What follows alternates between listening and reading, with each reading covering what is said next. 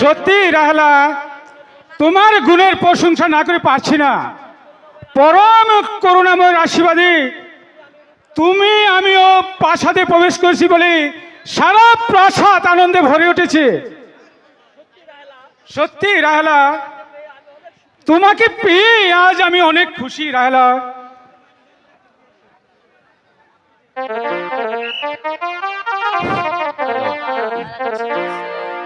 সত্যি বেগম সাহেবা, আপনার গুণের প্রশংসা না করেই পারছি না।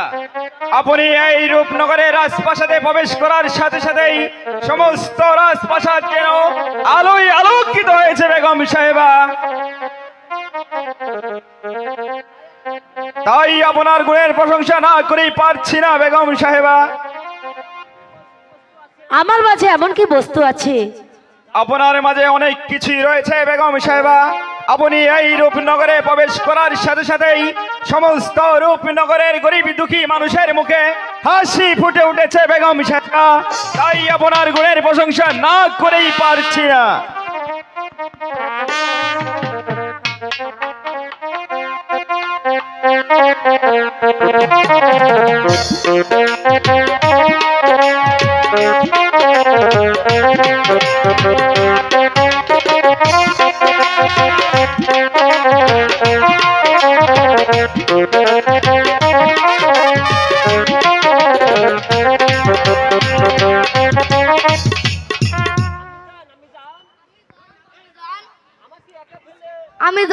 আমি জান আমাকে একটা ফেলে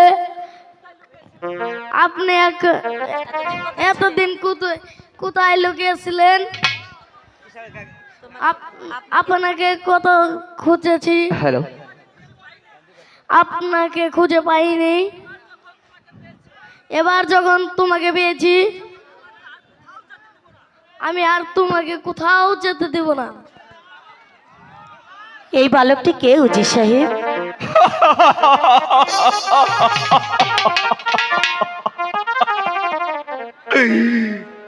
আমারই একমাত্র ছেলে বেগম সাহেবা। ওরে মা, ওকে রেখে ওই পরপরে চলে গেছে বেগম সাহেবা। তাই আমার এই কচি খোকার জন্য আমার এই প্রাণটা সর্বদাই ব্যাকুল হয়ে থাকে বেগম সাহেবা, সর্বদাই ব্যাকুল হয়ে থাকে। আপনার খোকার জন্য আপনাকে কিছু ভাবতে হবে না উজির সাহেব।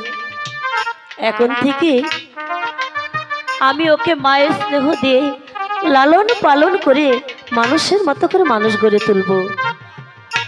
এসো বাবা, তুমি আমার কাছে এসো। মা, কি মজা, কি মজা! আমার আম্মা এসেছে।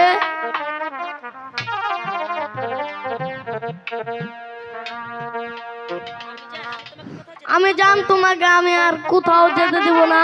তাই রেখো বাবা, তাই রেখো বাবা। চলুন জাহাপনা, এবার আমরা অন্দর মহলে চলে যাই। হ্যাঁ উজির সাহেব, তাই চলুন। তাই চলো চলুন। রাহলা। তাই চলুন জাহাপনা, চলো বাবা।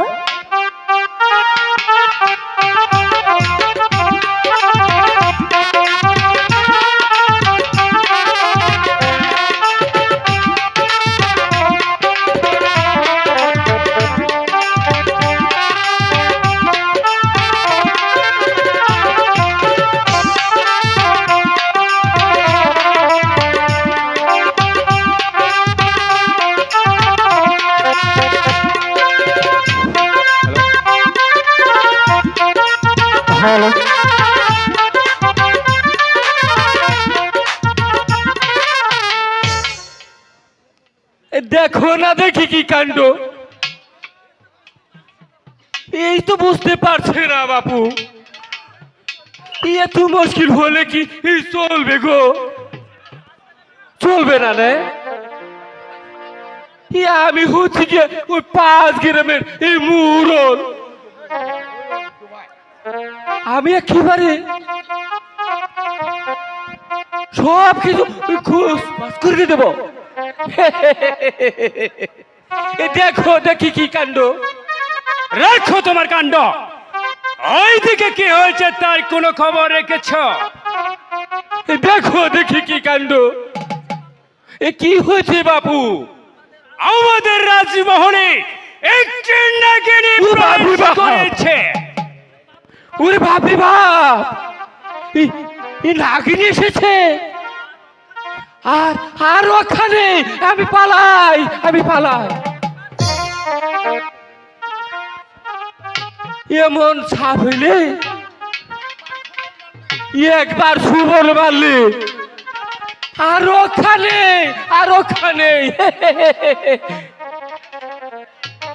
এই সাহস নিয়েই তুমি এই 5 গ্রামের মোড়লগিরি করো?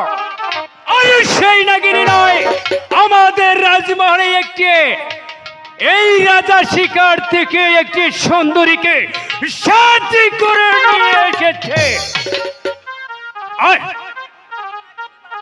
এর বাবু কোথায় নাগিনী, কোথায় নাগিনী এসেছে? আমাদের শয়তান বাচ্চা আমাকে শিকার হতে তাড়িয়ে দিয়ে এক রমণীকে শাদি করে এনেছে। একেবারে আসমানের চাঁদ। এই যেমন করেই হয়, এই ছলেই বলেই কলে কৌশলে ওই রূপসীকে আমার চাই। এ দেখো না দেখি কি কাণ্ড। আমি হচ্ছি গিয়ে এই 5 গ্রামের মোড়ল। আমি বেঁচে থাকতে ওই রূপসী যেমন তোমার হৃদয়ের রানী হবে, কেমন করে ওই রূপসীকে আমার হৃদয় রানী বানাবো মোড়ল সাহেব? এই দেখো না দেখি কি কাণ্ড। আমার গুটি চাল চালবো, সেই গুটির চালে এই দৃশ্য দেখে এই প্রাসাদ থেকে তাকে দেব এই বনবাস। আর আর সেই সুযোগে সেই রূপসী হবে তোমার এই জীবনের এই সঙ্গিনী। বুঝলে বাপু? সত্যি মোড়ল সাহেব, আপনার বুদ্ধির প্রশংসা না করি আমি পারছি না। এই বাদশা হারুন, তুমি আমাকে শিকার থেকে তাড়িয়ে দিয়ে যে বল তুমি করেছো, আমি তার প্রতিশোধ করাই গন্ডাই নিব। দেখো না দেখি কি কাণ্ড। ওই বাবু শালার বেটা, ওই শালা তাকে রানী করতে চায়। এই চুল মধু বেঁচে থাকতে ওই রূপসী হবে তোমার রাজরানী, আর হবে তোমার জীবনের এই সঙ্গিনী।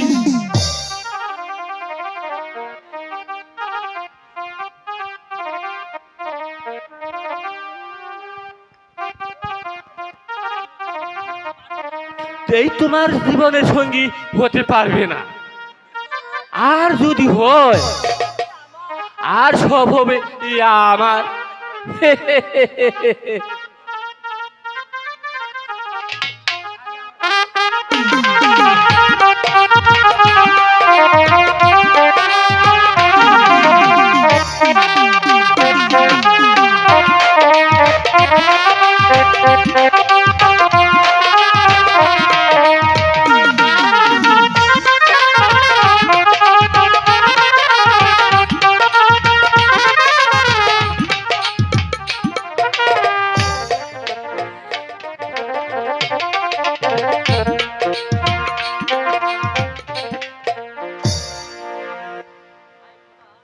হাই খোদা, আজ নিশীতে এ কি স্বপ্ন আমি দেখলাম। কারা যেন আমার চারপাশে রাহুর মতো ঘুরে বেড়াচ্ছে আমাকে গ্রাস করার জন্য। হে পাক পরওয়ারদিগার, তুমি আমার সহায় থেকো, তুমি আমার সহায় থেকো।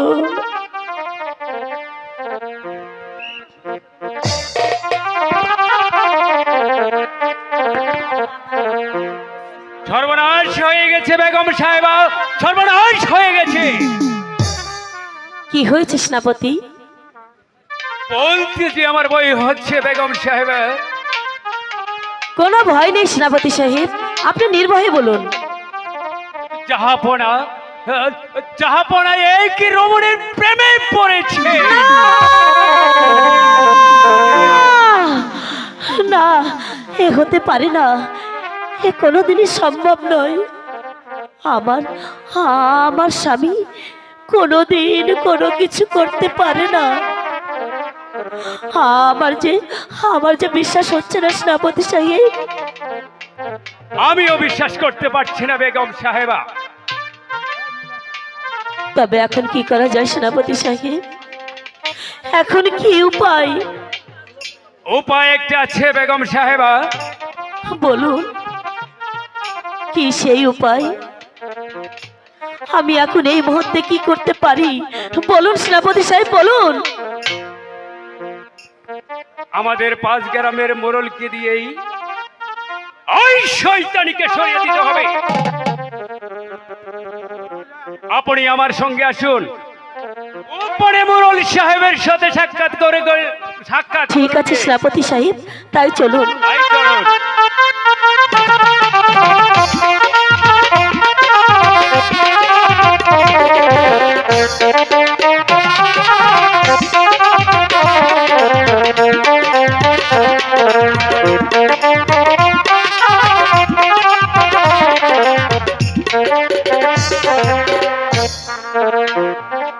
ওগো মেহেরবান খোদা, এ তুমি আমাকে কি শোনালে? কেন তুমি আমার মাথায় আকাশ ভেঙে দিলে? কি অপরাধ আমি তোমার কাছে করেছি যার জন্য তুমি আমাকে এত বড় দুঃখ দিলে খোদা, দুঃখ দিলে?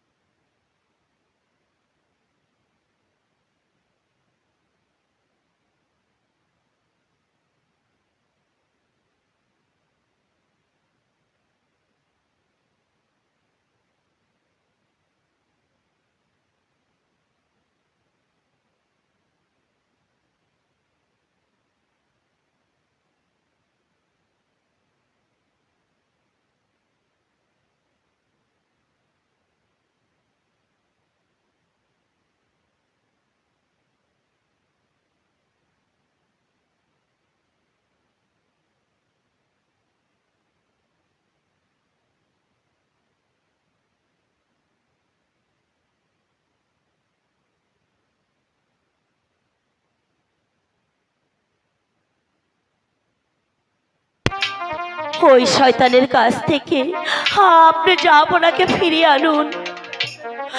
দয়া করুন মোড়ল সাহেব, আপনি আমাকে দয়া করুন। আরে তুমি কিছু ভেবো না, আমি এই সব ব্যবস্থাই করে রাখবো, বুঝলে?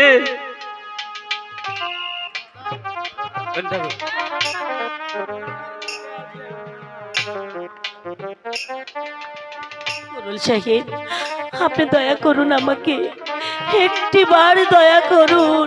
আরে তোমার দেখে আমার করোনা জুড়ে গেল। বেঈমানি পাষাণী কলঙ্কিনী, আমি তোকে বিয়ে করে কি ভুলি না করেছি। ওগো জাহাপনা, তুমি ফিরে এসেছো? কি করবা, এত বড় সুন্দরী থাকতে কেউ থিয়া যাবো? শুনে পাষাণী, শুনে যা আমার সম্মুখ হতে। জাহাপনা, পরে তোকে বিয়ে করে কি যে ভুল আমি করেছিলাম আমার সম্মুখ হতে চলে যা কলঙ্কিনী, সরে যাও। ওগো স্বামী, তুমি এসব কি বলছো স্বামী? কি অপরাধ আমি করেছি যার ফলে তুমি আমাকে এমনি ভাবে বলছো? কেন আমাকে তাড়িয়ে দিতে চাইছো? আমি যে কিছুই বুঝতে পারছি না স্বামী। আমি ঠিকই বলেছি বাসায়, চলে যা আমার সম্মুখ হতে। তোর মুখ দেখতে আমার ঘৃণা হচ্ছে। তুই একটা কুযুক্তি মুরলের সঙ্গে করেছিস প্রেম বিনিময়। এই মুহূর্তে আমার প্রাসাদ থেকে বের হয়ে যা। তোর মুখ দর্শন করতেও আমার ঘৃণা হচ্ছে। না না, কোথায় পড়ে যাও, আমার শৃঙ্খলার চাবুক নিয়ে আসো। যাও। আমি চাই যাচ্ছি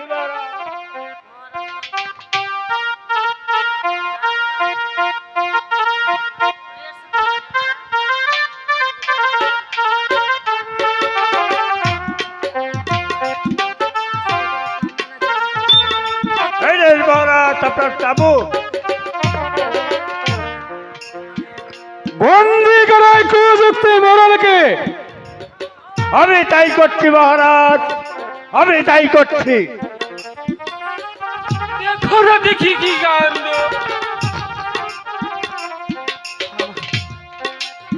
আমি হচ্ছি এই 5 গ্রামের মুরল। আমাকে করেছে বন্দি, আমাকে অপমান। আমিও তোমাকে একদিন এই প্রাসাদ ছেড়ে দেব, মনে রাখো। আমার নাম কিন্তু মৌরল। চলো চলো আমার সাথে, চলে এসো। চলো আমার সাথে, চলে এসো। চলো বল সালামাই, কেন তুই ওই শয়তান মোড়লের সঙ্গে প্রেম বিনয় করেছিলি? বল, জবাব দে। বল। ওগো স্বামী, এ কথা বলতে একটুকু কি তোমার মুখে বাঁধলো না? তুমি না আমার স্বামী, তুমি বিশ্বাস করো আমি কোনো পাপ কাজ করিনি। এখন আমি মিথ্যে কথা বলছি। বল শয়তানি বল। বল, কেন তুই এই কাজ করেছিস? আমি যার পারছি না, আমাকে তুমি আর বেরো না। ওগো স্বামী, তুমি কেন এত নিষ্ঠুর হলে? তুমি বিশ্বাস করো আমি কোনো পাপ করিনি। সরে যা কলঙ্কিনী, আমার সম্মুখ আছে। আমাকে তুই স্পর্শ করবি না।